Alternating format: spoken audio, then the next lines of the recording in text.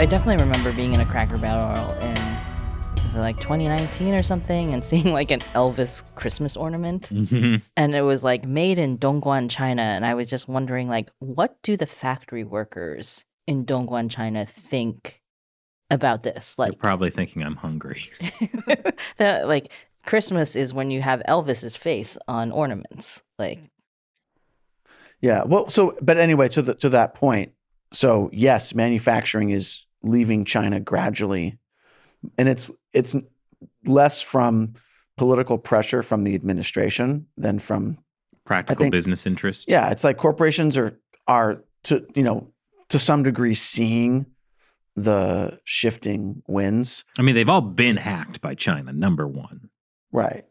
So, after like 20 years of getting screwed by China. I think it is positive, but there's still a lot of stuff made in China. Mm-hmm. Like, I was, getting blood drawn the other day at like a Quest Diagnostics, and I looked around, and so many of the things, like, okay, yes, the Band-Aids are made in China, the syringes are made, the needles are made in China. Like, yeah, even the coronavirus.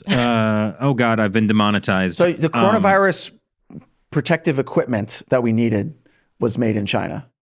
But we are not calling into question any of the medical tools used to treat the pandemic. Everything's great. Yeah, I think Matt did a better job with that save, actually. I'm not good at saving things. Yeah, but so yeah, like, so you have to worry about the medical supply chain stuff, like things you take for granted, like disposable, like gloves or the face masks, right? And so so in 2020, doctors and nurses were being told, especially nurses, told to reuse the same face mask day after day after day. Same needles. Maybe not the needles, but like consider, I mean, I don't know if they were actually sterilizing and reusing, but like the whole point is that like we have a giant medical industry that's very sensitive. Like there's a lot of, they're not high tech, but they're very like specialized parts. And if we lose our supply chain with that, then a big part of our healthcare system collapses, and people who need treatment might not be able to get the full extent of the treatment that they need. So that's the stuff we really need to offshore, not just like Christmas ornaments and like stuff you get at the dollar store or, Well, as to your point about Cracker to your point about the masks, like the Biden administration used a bunch of U.S. taxpayer dollars to buy Chinese-made masks because there was a shortage. It wasn't just the Biden administration. I remember California spent millions of dollars. I think it was like $2 billion or something. It was an enormous amount of money. And like we should be, that's the opposite of what we should be doing. Unless, decoupling can't be done overnight, but there needs to be like a general consensus and understanding that is where we are going. I think when the cost comes, like, there has to be another calculation, because right now there are now more American companies manufacturing things like surgical masks and like these like face masks than there were before, like which there was one company doing it before the pandemic.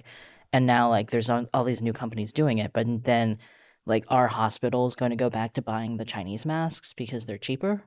You know what I mean? I think that is what's happening. Yeah. Right. Well, I mean, so that could be fixed with regulatory change, only because hospitals get so much federal funding that they would be subject to U.S. law. This is a good and a bad thing, but it could be used in a positive way. But the better thing is to have the reshoring, or at least getting out of China, driven by U.S. corporate interests. Because when it comes to politics in this country, I think U.S. corporate interests are the dominant player in politics. And when we see those interests shift, we're going to see a lot of benefits. I do think that the Biden administration, this recent executive order, even though it's probably not going to take effect until next year, given like they have to actually have the comment period and then make the rules, et cetera, like that indicates to U.S. corporate interests, right? Like this is the way the wind is blowing, even though it's kind of a narrow order in terms of it only applies to like AI, like quantum computing, semiconductors, like specific high-tech fields. Like it is the U.S. government coming out and being like, we consider this a national security issue. Like they're probably not going to budge on this, right? Like it draws the line in the sand, similar to the Trump administration's banning of Huawei. and their whole clean 5G thing, where they're like, look, this is a national security issue.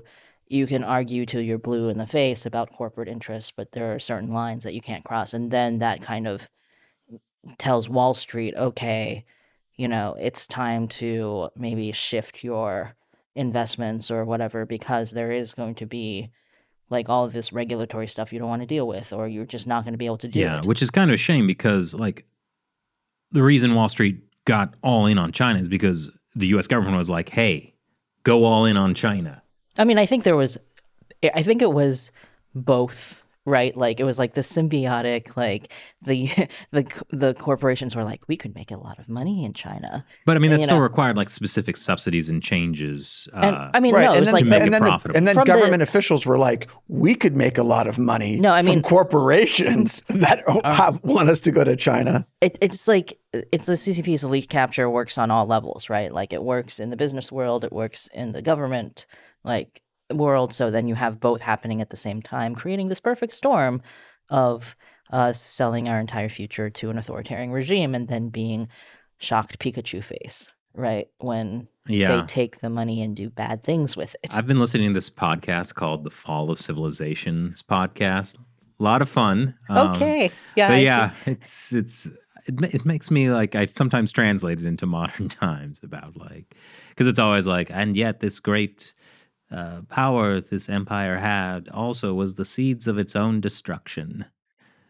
And then I'm like, what are we doing? Retreating into the mountains and writing poetry. Yeah, well, specifically what we are doing is that's what we're doing.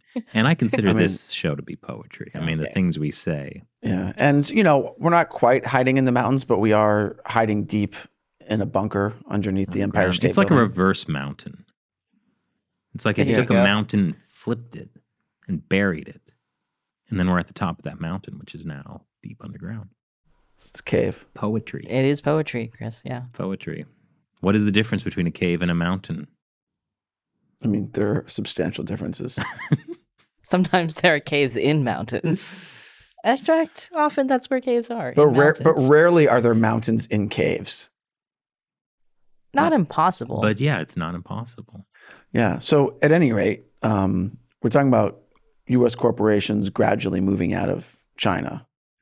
Well, bigger picture, we're talking about the all of the pressures that are facing the CCP right now.